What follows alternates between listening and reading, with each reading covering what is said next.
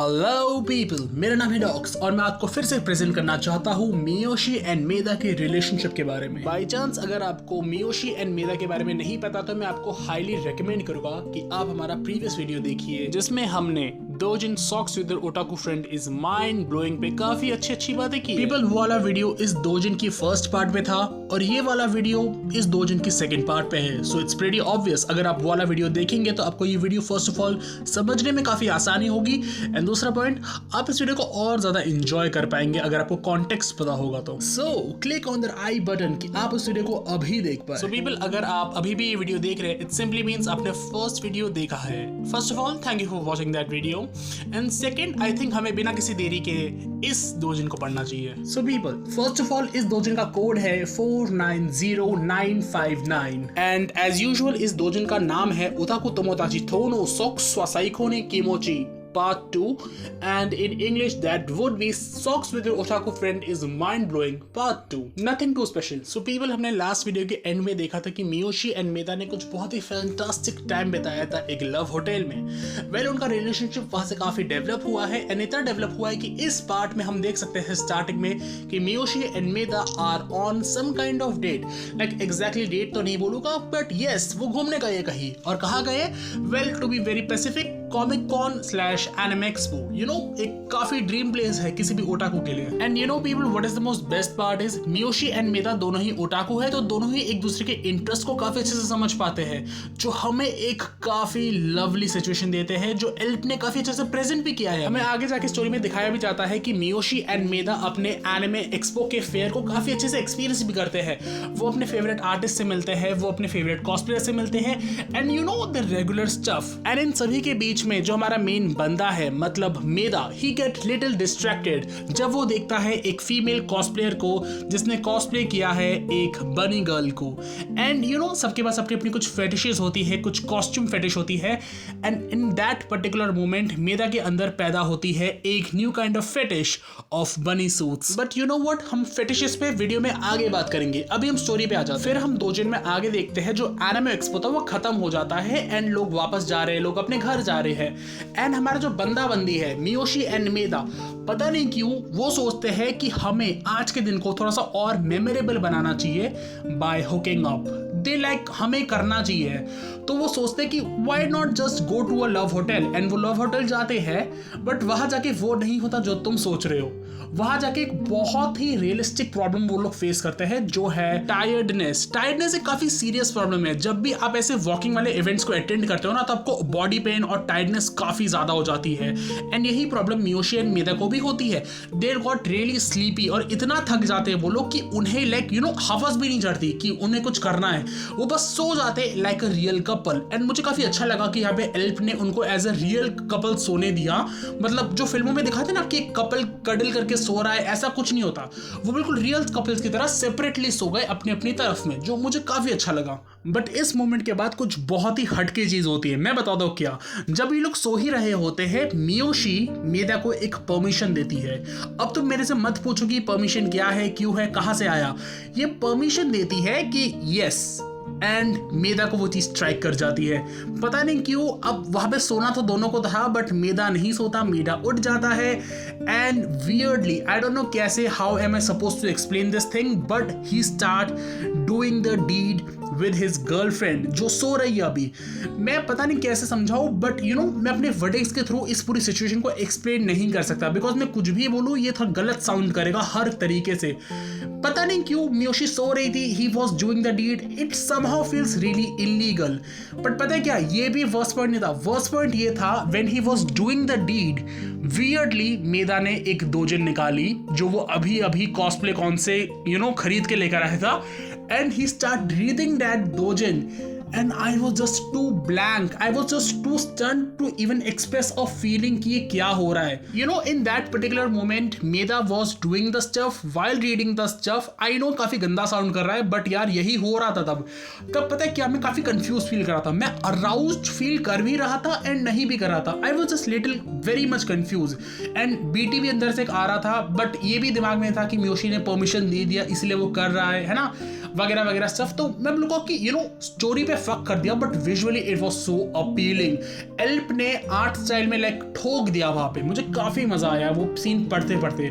थोड़ा सा confuse reaction था बट ओके था। हम दोजिन में आगे पढ़ते तो हमें ये पता चलता है कि Miyoshi was awake the whole time. Miyoshi जगी हुई थी, उसको सब पता था कि क्या हो रहा है, कैसे हो रहा है, and that was the part just made me relief for a moment कि फक, अब अच्छा लग रहा है कि ठीक है वो जगी हुई थी, उसको पता है ना।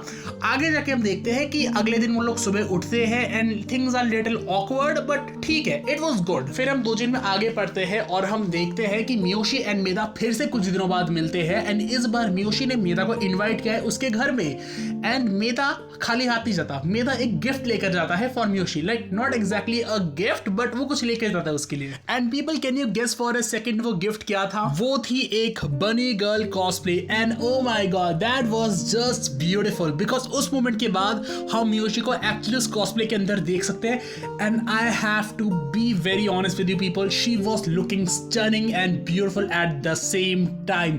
लाइक एल्प ने मियोशी को जिस तरीके से, जिस लहजे से ड्रॉ किया है ना, oh my god, like beauty, you know people, on the page 29 हम देख सकते हैं कि मियोशी कैसे अपनी बॉडी, अपने फिगर को फ्लेक्स करती है, एंड यू नो ये हमेशा अराउजल एंड परवर्टेड की बात नहीं है, it is just art. Like मैं अप्रिशिएट करता हूँ एल्प की आर्ट को कि कितनी खूबसूरती के साथ उन्होंने बनाया है मियोशी को, like it was just good.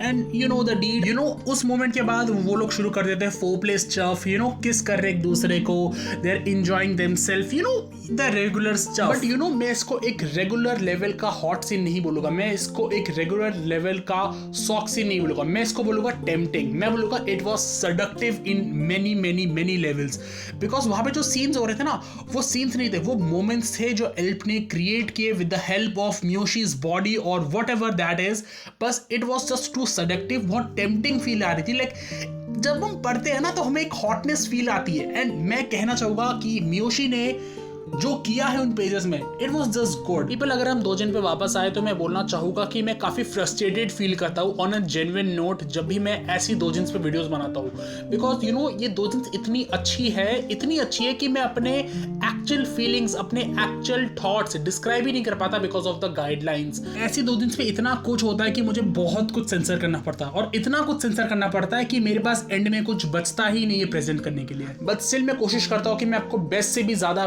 Best वाला एक्सपीरियंस दे पाऊं। ओके, बट स्टिल अगर हम वापस आ जाए दोजिन्स के अंदर, सो हम देख सकते हैं जब मियोशी वो कॉस्प्ले पहनकर बाहर आती है, एंड यू नो वो मेदा के साथ कुछ किसेस करती है। After the kiss, Meda demanded Miyoshi to use a particular product in the room, like there is a particular thing जो रूम के अंदर है, मियोशी के रूम के अंदर है। मेदा कहता है मियोशी को कि वो यूज करे and he will record her. And bro, उसके बाद I was just blank out because that was not socks at all, that was the achievement thing. You know होता है ना, आप पूरा गेम कर रहे हो फिर आप अचीवमेंट्स पूरे करते हो, वैसा वाला सीन था कि they are recording themselves, they are doing, I am like wow what a scene. Miyoshi ने फिर अगले 5 पेजेस तक उस प्रोडक्ट के साथ कुछ हरकतें की जो ऑफ कोर्स मैं डिस्क्राइब नहीं कर सकता, but it was good. And Meda was recording her, clicking pictures of her, it was just amazing.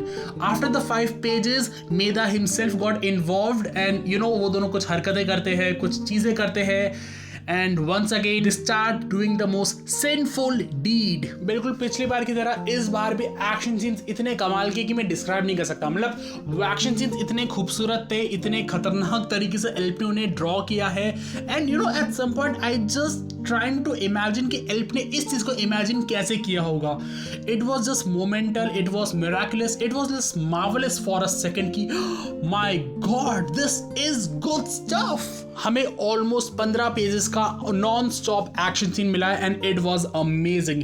Elp ने जिस तरीके से इस पूरे एक्शन सीन को ड्रॉ किया है, it was just amazing, like indescribable है कि कितना खूबसूरत था ये पूरा एक्शन सीन।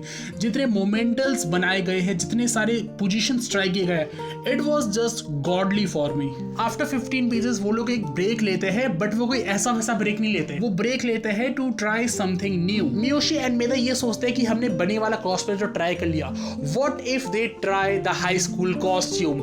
एंड इस पॉइंट पे मियोशी जाती है और वो अपनी हाई स्कूल की यूनिफॉर्म पहन कर आती है, and people once again it was mind blowing. After that moment they did a second round of almost 30+ pages, like 30+ pages, like अगर मैं 30 पेजेस को लाइक एक करके डिस्क्राइब करने जाऊँ ना तो लाइक बहुत लंबा वीडियो बन जाएगा। On a very genuine note, इस पर्टिकुलर दोजिन को हैंडल करना काफी मुश्किल है because this is a single storey. ये कोई बहुत लंबी चौड़ी स्टोरी नहीं है, ये एक ही स्टोरी को डिस्क्राइब कर रहे हैं with such massive sock scenes, like the amazing. Elp अगर कभी मुझे रियल लाइफ में मिले, मिस्टर एल्प, मैं आपको हक करके एक थैंक यू कहना चाहूंगा कि this is such a great piece of art. और मैं सिर्फ ये नहीं कहूँगा कि इसका आर्ट अच्छा है, इसका एक्शन सीन्स अच्छे हैं, इसके डायलॉग्स भी कितने कमाल के हैं। आई नो ये ट्रांसलेशन है बट स्टिल डायलॉग्स भी कितने कमाल के हैं। मैं डायलॉग्स में इतनी बात करता नहीं हूँ बट डैम दिस सीरीज के डायलॉग्स इतने स्वीट है ना कि it is just beauty. Like अगर ऑनेस्टली बोला जाए तो मैं जितनी भी तारीफ कर लूँ उस दोजन के बारे में, जितनी भी बातें बोल लूँ वो कम होगी because this is just actually indescribable. तुम देख पा रहे हो मैं कितने सारे वर्ड्स रिपीट कर रहा हूँ बिकॉज मेरे लफ्ज मेरे मुंह में नहीं आ पा रहे कि मैं क्या बोलूँ। For me this is a 10 on 10 doujin. Like I think मैं इसको बार बार रीड करूँगा once in a while because this is just great, like really great. इसका पार्ट 1 कितना कमाल का था, पार्ट 2 उतना ही कमाल का है एंड आई रियली बिलीव कि एक पार्ट 3 फ्यूचर में हमें आएगा and I know Elp can nail that thing too. Really thank you people for watching this video. अगर आपको वीडियो अच्छा लगे तो प्लीज लाइक करें, सब्सक्राइब करें, कमेंट सेक्शन में अपनी विचारधारा को प्रकट करना ना भूलिए और प्लीज अपने एनिमे मित्र मंडल से हमारा वीडियो शेयर कीजिए कि उन्हें भी इस बहुत ही बेहतरीन दोजन के बारे में पता चले। See you soon in the next video, good bye.